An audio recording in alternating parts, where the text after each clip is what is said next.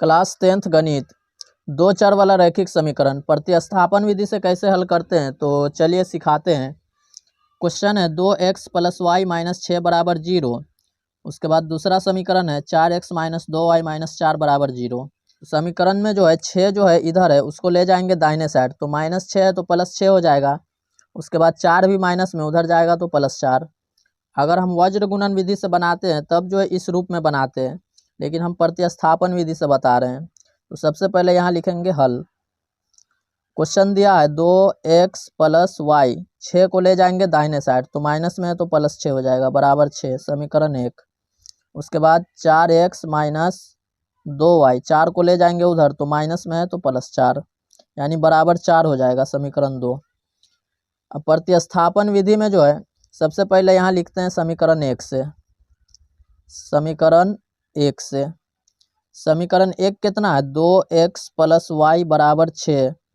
इसमें जो है हम x का मान निकालते हैं, तो x बराबर होगा 6, तो x बराबर 6 दिया है। y जो है प्लस में तो हो जाएगा -y, x में 2 गुना कर रहा है तो भाग में आ जाएगा 2/, में ये हो जाएगा समीकरण 3। प्रतिस्थापन विधि में समीकरण 1 से 3 बनाना है और इस मान को समीकरण 2 में रखना है। तो समीकरण 1 से 3 बना दिए, अब इस मान को समीकरण 2 में रखेंगे। x की जगह पर रखना है 6 - y/2। तो यहाँ लिखना होगा समीकरण 2 में x का मान रखने पर, समीकरण 2 में x का मान रखने पर, तो पहले समीकरण 2 को उतारेंगे नीचे। समीकरण 2 है 4x - 2y = 4।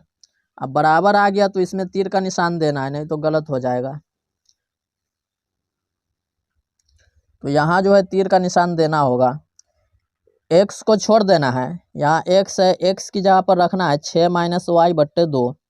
तो यहाँ हम लिखेंगे 4 इंटू घेर कर मान रखेंगे 6 - y और बट्टे में 2 x की जगह पे, और 4 उसी तरह रहेगा। उसके बाद यहाँ दिया है -2y उसी तरह रहेगा बराबर 4। अब फिर तीर का निशान होगा, इसको जो है काट सकते हैं, कटने वाला है, तो 2 दूना 4। अब ये 2 से दोनों में गुना होगा, ब्रैकेट में 6 है और -y है, तो 6 दूना 12। उसके बाद प्लस माइनस माइनस 2y, और यहाँ भी है 2y बराबर 4। -2y दोनों में माइनस है तो जोड़ देना है माइनस दे के, -4y बराबर 4। अब 12 प्लस में उसको ले जाएंगे दाहिने साइड, तो -12। यहाँ तीर का निशान, -4y उसी तरह रहेगा बराबर। अब यहाँ घटाना है, लेकिन यहाँ एक शर्त है, बड़ी संख्या में माइनस है तो माइनस होगा। 12 में से 4 घटाएंगे तो 8। अब जो है यहाँ पे हम डायरेक्ट काट सकते हैं, यहाँ पे जो है हम डायरेक्ट कटा सकते हैं, गलत नहीं होगा। माइनस से माइनस 4 दूना 8, इसलिए y बराबर 2। y का मान 2 आ गया। अब इसको समीकरण 3 में रखेंगे, आंसर आ जाएगा xy का मान। यहाँ लिखेंगे समीकरण 3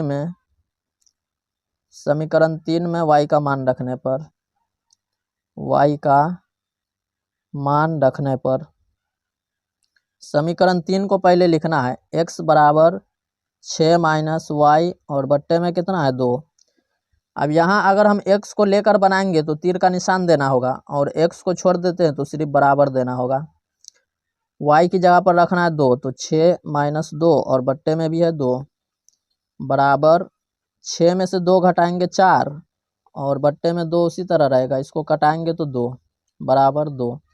x का मान आ गया 2 और y का भी 2, तो आंसर हम लिखेंगे